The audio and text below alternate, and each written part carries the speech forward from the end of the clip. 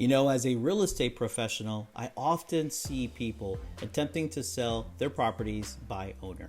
I get it. You're seeing your neighbor's property sell within minutes of hitting the market, or maybe your friend sold their property for $10,000 over asking. And so you're asking yourself, why do I need to pay a real estate agent 6% commission to sell my property when it's going to sell on its own? And that might be true, but did you know that 95% of for sale by owners end up listing their property with a real estate agent? Well, I'm not going to talk about the 95%. So today I want to talk about the 5% who are able to sell their property in quick time frame and for the top dollars. So today I'm going to give you 10 tips on what you need to do to be that 5%. So stay tuned. Hey everyone, my name is Sam Carratala, and for the last 20 years, my wife and I have been helping families in and around the Houston area with their real estate needs. So if you're looking to move up to a new house, or you may be looking to move down, or you're relocating to the Houston area, please feel free to reach out to us either by phone, by text, by email, by whatever means you have. So the first thing that you want to do if you are selling your house as a for sale by owners, you want to make sure that you price it correctly. One big mistake that for sale by owners do is they price it higher than the last comp. So if your neighbor's house sold for $10,000 higher than what the normal comp is for the neighborhood, then you may want to, you think, hey, I can sell it for higher than that. But you don't want to do that, because what happens is you're going to cause an issue with the appraisal. I mean, the property may not come in at that value, and so you may have to negotiate it down. Another problem that you have is you may not get the big pool of buyers. You'll be surprised that if you're at the right price, if you're priced at the market value, you'd be surprised the activity that you're going to get. If it's in the right neighborhood, you will get over asking offers. And so if you do that, then at that point, you can put it on the buyer to pay the difference. There is a form that we call the appraisal waiver or contingency waiver. And so basically what that does is if somebody offers over your asking, if they sign that, then they're going to pay the difference if the property doesn't appraise, not you as a seller. Usually the seller has to come down on the price. So that was step number 1. So step 2 is you want to prepare your home for the market.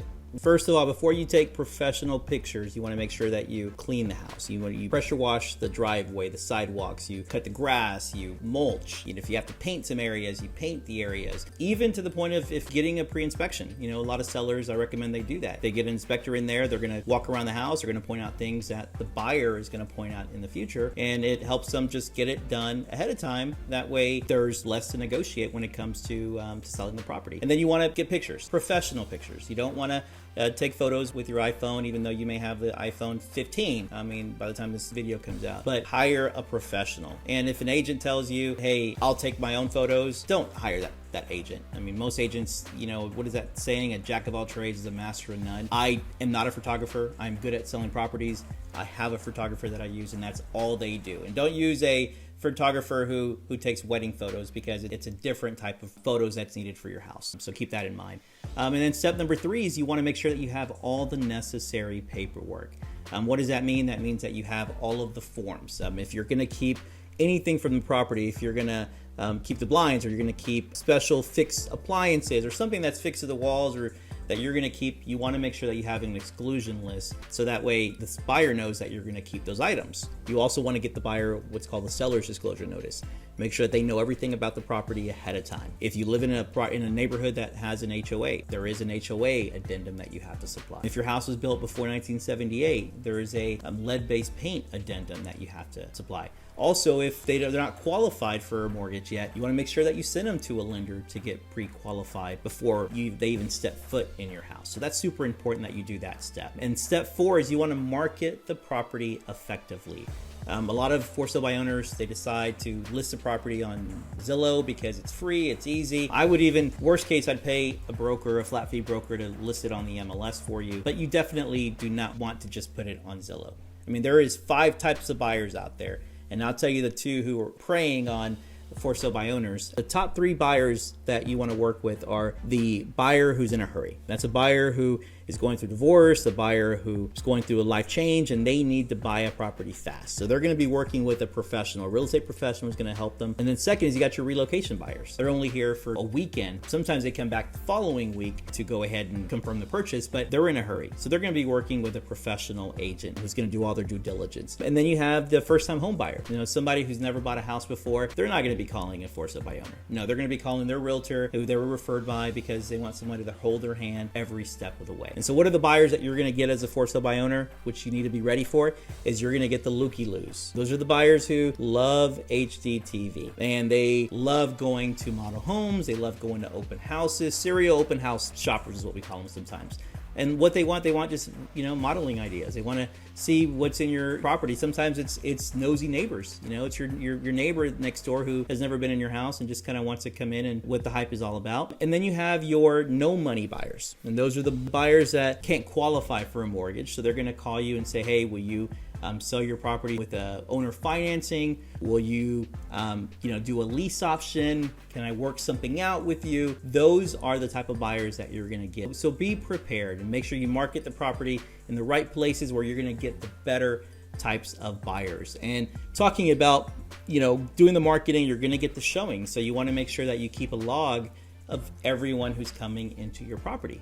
You also want to make sure that you schedule it, you have it written down who's coming, what time, get their phone number, get contact information. That way you're able to communicate and call them back, get some feedback, find out why they didn't buy the property. Is there a change that you need to make? Is there, something that they didn't like that you could correct for the next buyer that's going to come in? And then also you want to make sure that you're there for the showings. When I'm listing a property, I tell my sellers to leave the house because the agent who's showing it with their client, they're licensed. It's not just someone off the street. But with the for sale by owner, you don't know who's coming through your house. So make sure that you hide all of your medication. If you have certain medications, if you have any private items in the house, if you have money laying around, jewelry, put all that stuff up because that can be an issue. If you're coming through the property, you don't even know who's coming by. They just wanted to stop by and look at it. So make sure that you write all that down.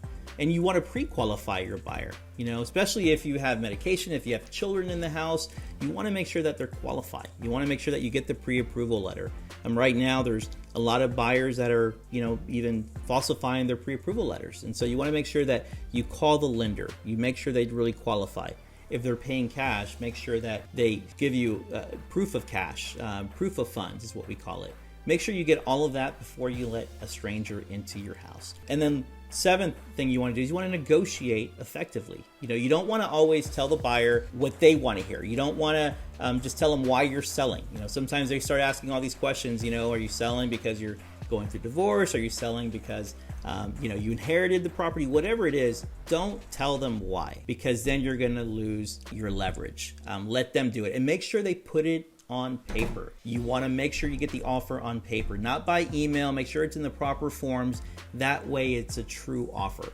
When somebody calls me and says, hey, my buyer wants to offer, this on the house, what do I tell them? I say, no. I said, I'm sorry, but my sellers only accept written offers. And the reason why you want it in writing, at least for me, is because if a buyer is willing to write the offer on paper, if they're willing to take the time to sign it, to draft it, to get you the documents, then they're more bought into the buying process. But if somebody who's making you a verbal offer, that's not enforceable in court. And plus, how real is that offer? You can make 50 verbal offers. So make sure you negotiate effectively to get top dollar for your property. And also you want to know your buyer. So you want to know their motivation. You want to know how quickly they got to move. If they're already working with a lender, if they have a house to sell. Those are all important questions that you need to ask. And so that's step number 8. Step number 9 is you don't want to move out before you sell the property. There are studies that have been done. There's statistics that show that homes that are lived in, that are staged, sell faster and for more money than properties that are vacant. So don't leave a property vacant. And plus, if you're a for sale by owner, and you have no true security to get into your property, then you don't know who's going to walk in and steal something. So just definitely be careful. And then step number 10 is you want to keep the reason why you're selling to yourself. You do not need to tell the buyer why you're selling the property, because it's not always just about the price. It's sometimes about the price. It's about the terms. It's about the buyer. It's about, the circumstances. All of that comes into play to making sure that you get a true viable buyer for your property. So I hope you guys enjoy these 10 steps on what you can do to be the 5% who sells their property as a for sale by owner without paying a real estate agent. Again, if you need any help, I've been doing this for 20 years. I work with my wife. We were able to help our buyers and our sellers maximize the return on their investment. So if you guys are looking for that type of tailored approach, please feel free to reach out to us. And this is one of our first videos that we're making concerning this type of topic. So please feel free to subscribe below. Thanks, and you guys have a great day.